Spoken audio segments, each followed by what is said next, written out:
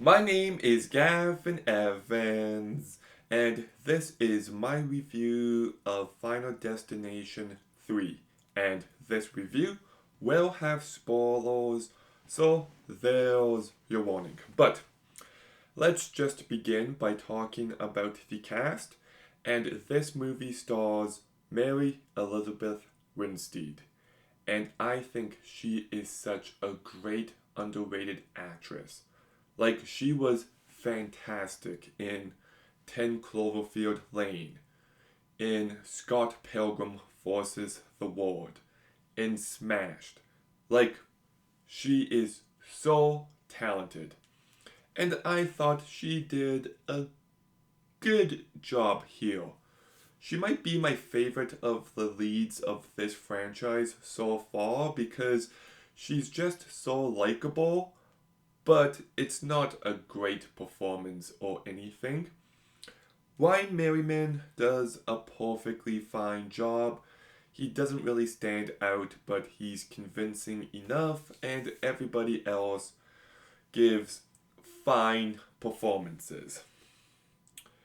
And the thing about this movie is the first half is incredible. Like, okay, I have a terrible feel of roller coasters, and I feel like this movie captures that so perfectly. And the actual roller coaster scene is great. Like, it's bonkers and crazy and brutal, and it's really effective.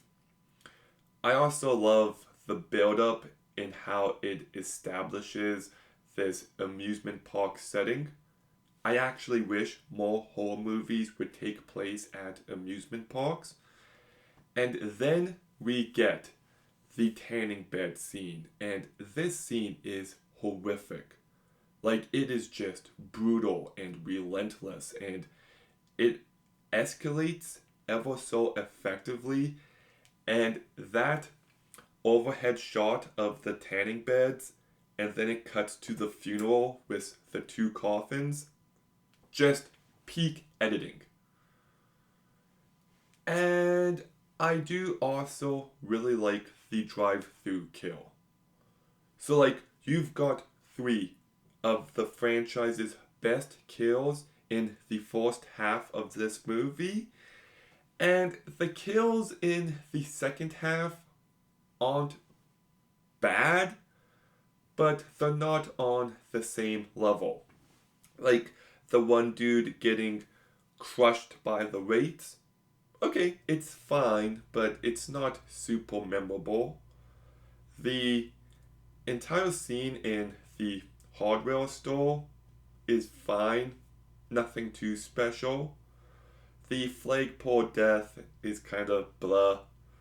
The train scene at the end, I didn't really care for.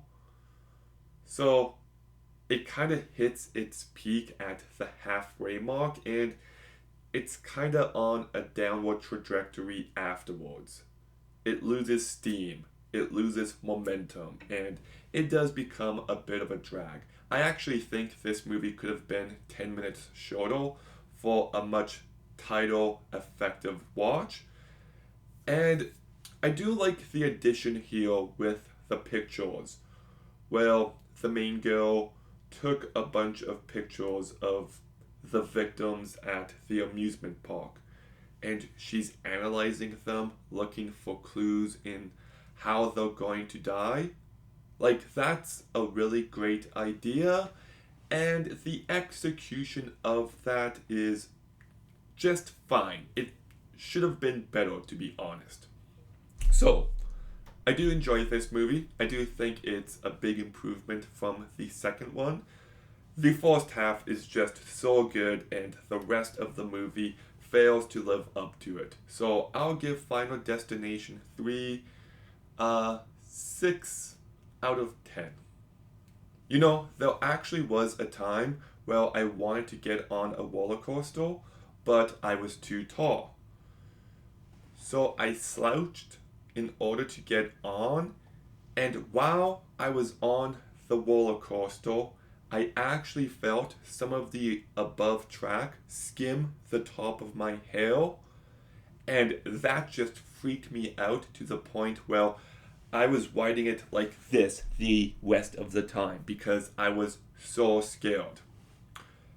Another time I was on a roller coaster, and it's a small one to be fair, but my legs were so long that I couldn't fully lock my thing in. So I was just terrified I was going to fall out the entire time. Obviously, I didn't, but it definitely went through my head. So, anyways, Final Destination 3. Have you seen it? What did you think? Let me know in the comments down below. Make sure you like, comment, subscribe. Stay tuned for more videos soon. And Gavin,